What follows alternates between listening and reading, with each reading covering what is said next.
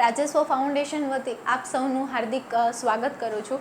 Daily MCQ સિરીઝમાં આપણે daily નવા 10 MCQનું ડિસ્કસ કરીએ છીએ. લેવલ થોડુંક આપણે નીચું રાખીને જ ડિસ્કસ કરીએ છીએ, પરંતુ ધીરે ધીરે આપણે જે મોક ટેસ્ટને આયોજન કરશે એમાં થોડા લેવલના ક્વેશ્ચન એ જોતા જશું. આ તો ક્વેશ્ચન સિરીઝ છે, એના ઉપરથી તમને આઈડિયા આવે કે કેવા પ્રકારના પ્રશ્નો છે.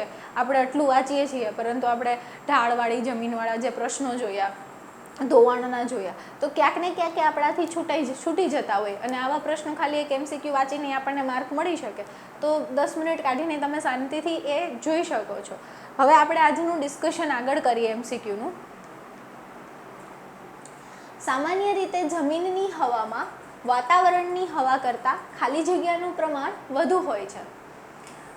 જમીનની હવા એટલે સોઇલમાં પૂછેલું છે, અને એટમોસ્ફિયરમાં તો આપણને ખબર હોય કે ઓક્સિજન છે, નાઇટ્રોજન છે, H2O છે, H2O, ઓકે, પાણી છે.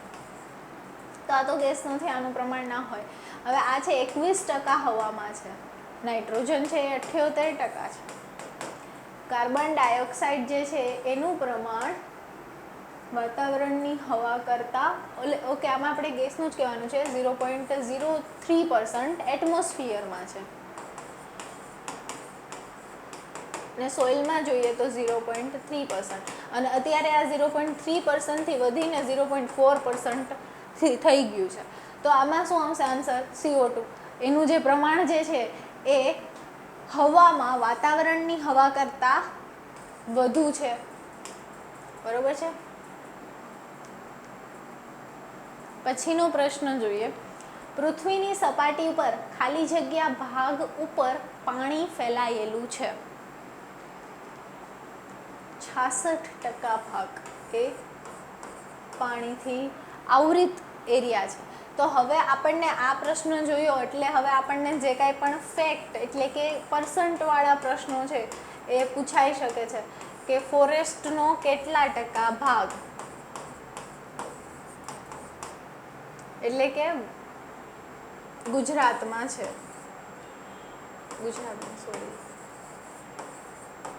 ઇન્ડિયામાં કુલ વિસ્તારનો કેટલા ટકા ભાગ એ વન આચ્છાદિત વિસ્તાર છે, તો એનો આવશે 21%, બરોબર છે. તો આ રીતના પ્રશ્નો આપણને પૂછાઈ શકે, એટલે જે ફેક્ટ બેઝ ક્વેશ્ચન છે એના ઉપર આપણે એકવાર નજર ફેરવી લઈશું. પછીનો પ્રશ્ન છે, જળના પ્રકારો. ખાલી જગ્યા જળ અને ખાલી જગ્યા જળ છે. આ તો ઓપ્શન જોઈને જ ખબર પડે, મીઠું અને ખારું, બરોબર છે.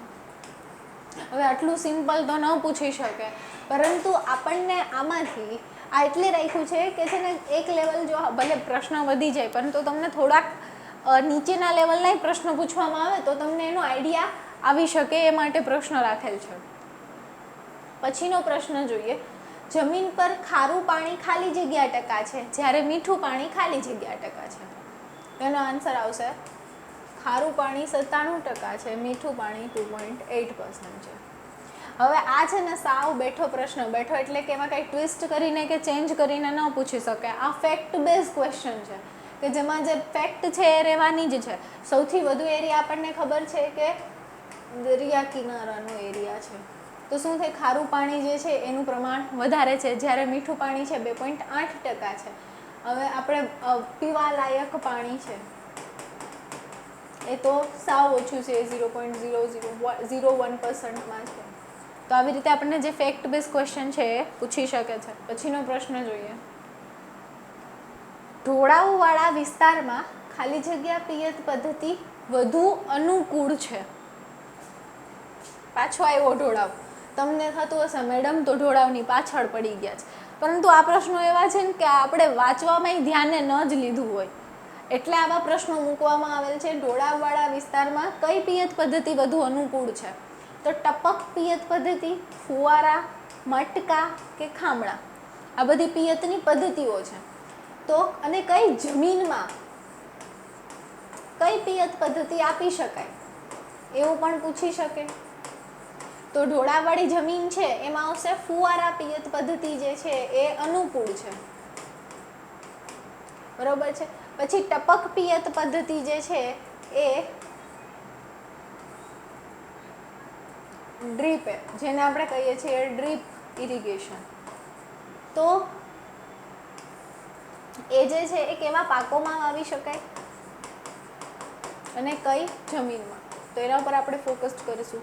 પછી ફુવારા પદ્ધતિ જે છે એ સેન્ડી સોઇલ છે એમાં યુઝ ન થાય, જેમાં ઇન્ફિલ્ટ્રેશન રેટ એટલે કે વધારે હોય એવી જમીનમાં ફુવારા પદ્ધતિ જે છે એ ઉપયોગ થાય છે. ઢોળાવવાળો વિસ્તાર એટલે કે અનઇવન વિસ્તાર હોય, અનઇવન એટલે અન્ડ્યુલેટિંગ ટ્રોપોગ્રાફી, તો પણ અહીંયા તમે ફુવારા પદ્ધતિ છે એ ઉપયોગ કરી શકો છો. 2 મિલીમીટરથી વધારે વ્યાસના રજકણોને ખાલી જગ્યા કહે છે. આપણે રજકણનો અગાઉની સિરીઝમાં જોયું છે, તો આમાં આવશે કાંકરા, ક્લે જોયું હતું 0.002 મિલીમીટર હોય તો એને કહેવાશે કોલોઇડ. એના કરતાં પણ નાનું હોય એને કલી. બરાબર છે. 0.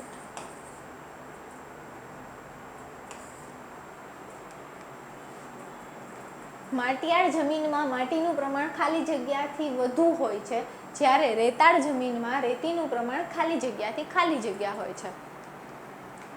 એનો આન્સર આવશે માટીયાળ જમીનમાં માટીનું પ્રમાણ 40%થી વધુ, જ્યારે રેતાળ જમીનમાં રેતીનું પ્રમાણ 85થી 100% હોય છે.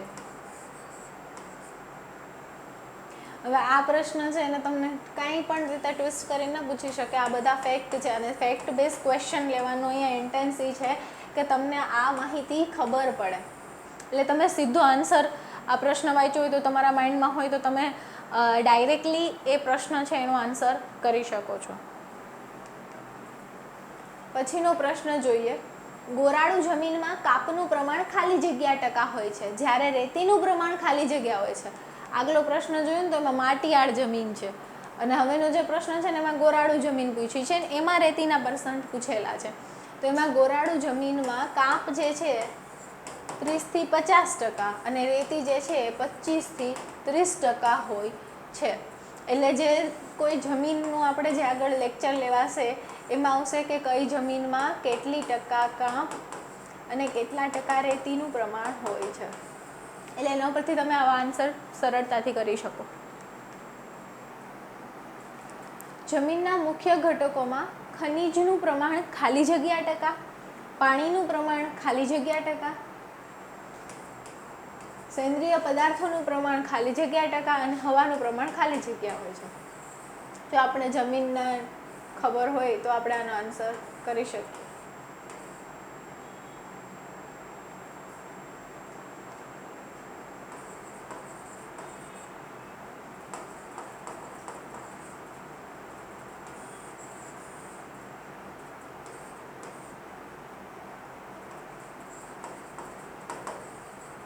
સેન્દ્રિય પદાર્થો, ખનિજનું પ્રમાણ છે એ સૌથી વધારે હોય છે 45%, પાણી જે છે એ 25%, હવા 25% અને સેન્દ્રિય ખાતરનું પ્રમાણ 5% હોય છે.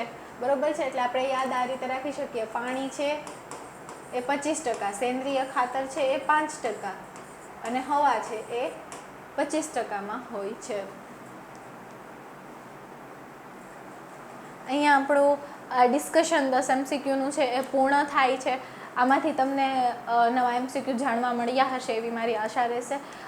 અને પ્રાજસ્વ ફાઉન્ડેશન દ્વારા MCQ માટેની મોક ટેસ્ટ સિરીઝ એ શરૂ કરવામાં આવે છે, જેમાં તદ્દન નવા MCQ અને નવી રીતના જે સિલેબસ રિલેટેડ છે, લેવલ અપ ક્વેશ્ચન છે, થોડાક લોજિક ક્વેશ્ચન છે એ એડ કરી અને ટેસ્ટ સિરીઝ બનાવવામાં આવશે. અને લિમિટેડ સીટ છે તો વધુમાં વધુ વિદ્યાર્થીઓ એ મોક ટેસ્ટ ઓનલી, જેને આખો કોર્સ નથી લીધો ઓનલાઈન એપ્લિકેશનનો, પણ ખાલી મોક ટેસ્ટ જોઈએ છે એમને પણ મોક ટેસ્ટ મળી શકશે. તો વધુ માહિતી માટે પ્રાજસ્વ ફાઉન્ડેશનના ગાંધીનગર બ્રાન્ચનો કોન્ટેક્ટ કરી શકો છો. Thank you.